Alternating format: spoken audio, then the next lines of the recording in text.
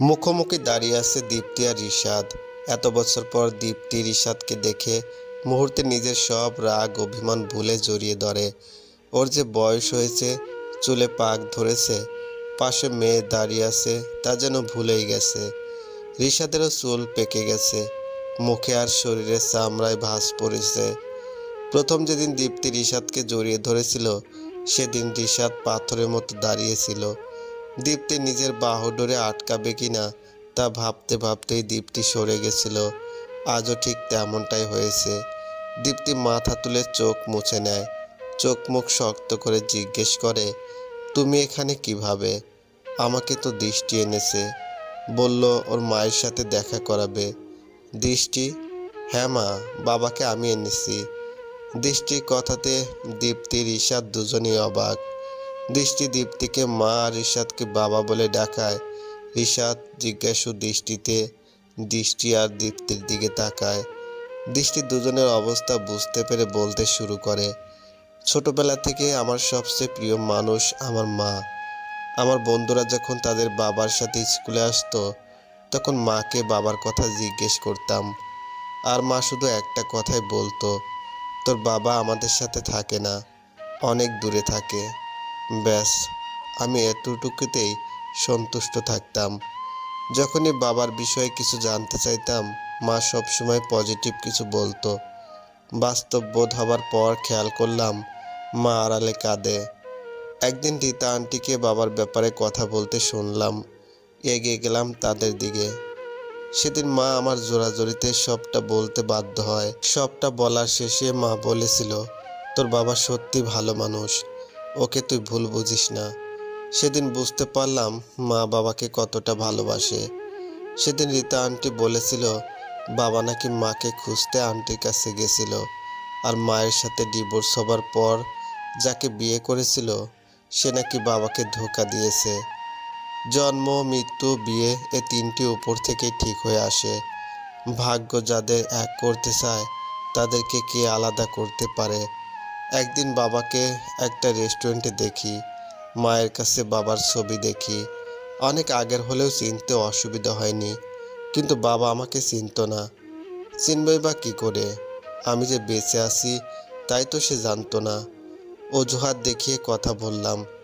জানতে পারি শহরে নতুন, আমাদের স্কুলের পাশে যে অফিসটা আছে সেখানে ট্রান্সফার হয়ে এসেছে। এরপর প্রায়ই দেখা হতো। ইচ্ছা করতো বাবা বলে ডাকি, কিন্তু পারিনি। কথায় কথায় তার পরিবারের কথা জানতে চাইলাম। তোমার কথা বলল মা, আর তার ভুলের কথা বলল, তোমাকে খুঁজছে ক্ষমা চাওয়ার জন্য। তখন বুঝলাম বাবা তোমাকে এখনো ভালোবাসে, নিজের ভুল বা পাপের জন্য সে অনুতপ্ত। দৃষ্টি কথাগুলো মন দিয়ে শুনছিল দীপ্তি আর রিশাদ। রিশাদ মাথা নিচু করেছিল আর দীপ্তির চোখ থেকে পানি পড়ছিল। দৃষ্টি ওর মায়ের কাছে গিয়ে পায়ের কাছে বসে পড়ে আর বলতে শুরু করে, মা, বাবা নিজের ভুল বুঝতে পেরেছে, আর সে নিজের কাজের জন্য অনুতপ্ত। বাবাকে ক্ষমা করে দাও মা। তুমিও তো আজও বাবাকে ভালোবাসো। নতুন করে তুমি, আমি আর বাবা আমাদের জীবন শুরু করি। আচমকা দীপ্তি দৃষ্টির গালে পরপর কয়েকটা চর বসিয়ে দেয়। রিশাদ উঠে দীপ্তিকে আটকায়। তুমি পাগল হয়ে গেছো দীপ্তি? আচ্ছা, আমি চলে যাচ্ছি, তা প্লিজ তুমি দৃষ্টির সাথে এমন করো না। তুমি ছাড়া কে আছে ওর বলো? মা, তুমি তো বলেছিলে কেউ যদি ভুল করে ক্ষমা চায় তাহলে তাকে ক্ষমা করা উচিত, আর ক্ষমা মানুষের মহৎ গুণ। তাহলে তুমি কেন বাবাকে ক্ষমা করতে পারছো না? সব প্রশ্নের উত্তর হয় না দৃষ্টি, তুই এখনো অনেকটা ছোট, এসবের মধ্যে নিজেকে আনিস না। মা, আমি অনেক বড় হয়েছি, সবটা বুঝি। বাবা যখন তোমার কাছে ক্ষমা চাইছে তখন প্লিজ তুই যে মানুষটাকে ক্ষমা করতে বলছিস সে মানুষটা আমার জীবনের কতগুলো বছর নষ্ট করেছে তা কি সে জানে? 4 বছর সম্পর্কে পরিণত দেওয়ায় অনেক বাধা পেয়েছি, তা ওর বলাতে ওর হাত ধরে এক কাপড়ে বাড়ি থেকে বেরিয়ে এসেছিলাম। 2 বছরে বিবাহিত সম্পর্কে ও অন্য একটা মেয়ে নিয়ে আসে। আমাদের 6 বছরে ভালোবাসার কোনো ভ্যালুই ছিল না ওর কাছে। তার আগে ওকে বহুবার বিভিন্নভাবে বুঝিয়েছি যে ও যা করছে সব ভুল, কিন্তু ও কিছুই বুঝতেই চায়নি। আমার সামনে সেই মেয়েকে নিয়ে এসে বলে, আমি তোমাকে ডিভোর্স দেব। ডিভোর্স পেপার হাতে দিয়ে বলে, সাইন করে দিও, আর আমি যেন এসে তোমাকে বাড়িতে না দেখি। কেন? ও কি জানতো না আমার কোথাও যাওয়ার জায়গা নেই? সেই রাতে আমি কোথায় যাব তাই একবারও ভাবেনি। তাহলে তুই বল, এই মানুষটাকে কি করে ক্ষমা করা যায়? নিজের হার স্বীকার করতে পারবে না বলে তোকে আমার থেকে আলাদা করার প্ল্যান করে। মায়ের কথা শুনে দৃষ্টি চুপ হয়ে আছে। এখানে ওর কি বলার আছে ও সেটাই বুঝতে পারছে না। দীপ্তি আবার বলা শুরু করে, এই যে মানুষটাকে দেখছিস, এ প্রচুর ইগো।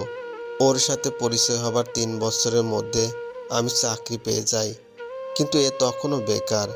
আমাকে অনেক বুঝিয়েছে আমি যেন চাকরি না করি।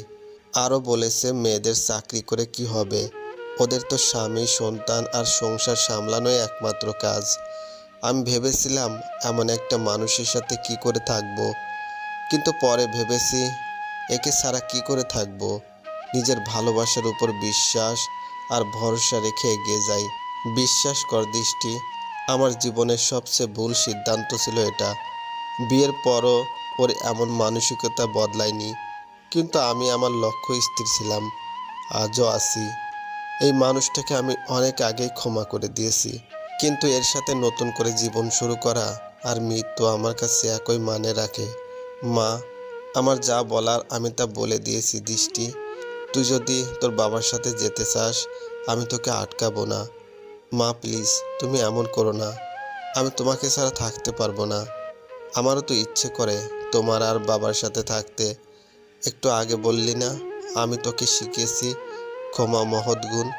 মনে কর আমি তোকে এটাও শিখিয়েছি আত্মসম্মান বিসর্জন দিয়ে সুখ পাওয়া যায় না। যেটা আমি তোকে শিখিয়েছি সেটা আমি কি করে অস্বীকার করি? আমার তুমি ছাড়া আর কাউকে চাই না, কাউকে না। বাবা, তুমি চলে যাও। আমি আমার মায়ের চোখে পানি দেখতে পারবো না। তুমি নিজে আমার আর মায়ের জীবন এলোমেলো করে দিয়েছো, আমার মাকে অনেক আঘাত দিয়েছো। আমি তোমাকে নতুন করে সে সুযোগ দিতে পারবো না। সরি। পুরোটা সময় রিশাদ মাথা নিচু করেছিল, কিছু বলার নেই ওর। আজ ওর মেয়ে ওকে দূরে সরিয়ে দিয়েছে। তোমার সিদ্ধান্ত সবসময় ঠিক ছিল দীপ্তি, ভুল আমি ছিলাম। নিজের ইগোকে সবসময় বড় করতে গিয়ে নিজের আপন মানুষদের হারিয়ে ফেলেছি। তোমাকে কোনোদিন দেখতে পাবো বা আমার সন্তান বেঁচে আছে এটা কোনোদিন ভাবিনি। জীবন দশায় তোমাদের দেখে যেতে পারছি, এটাই আমার জন্য অনেক। তুমি আমাকে ক্ষমা করেছো, দৃষ্টি আমাকে বাবা বলে ডেকেছে, এটাই আমার জন্য অনেক। ভালো থেকো তোমরা। আমাকে ক্ষমা করেছিস দৃষ্টি?